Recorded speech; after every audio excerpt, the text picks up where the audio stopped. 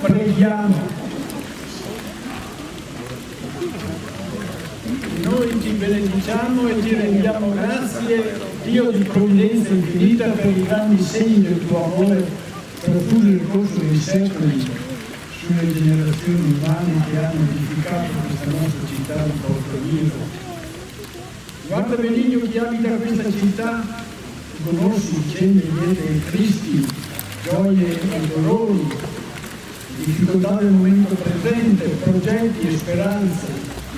Per intercessione di Maria, che ci hai donato come patrona e madre di questa città, non ci venga mai a mancare il tuo aiuto, Padre.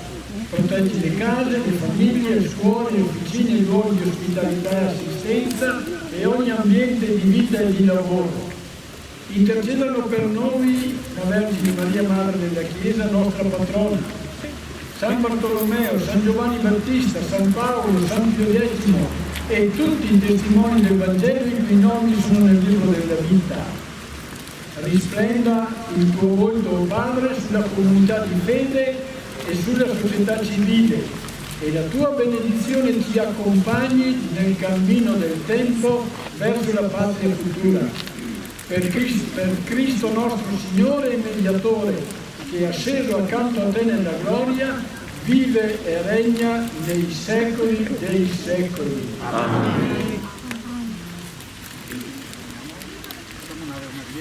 Ave o Maria, piena di grazia, Signore è con te, benedetta tra le donne, e benedetto è il frutto del tuo seno, Gesù. Santa Maria, Madre di Dio, prega per noi peccatori, adesso e nell'ora della nostra morte. Amen. Per intercessione di Maria, patrona e madre di questa città, su tutti voi sembra la benedizione di Dio Onnipotente, Padre e Figlio e Spirito Santo. Amen. E avvia i palloni che...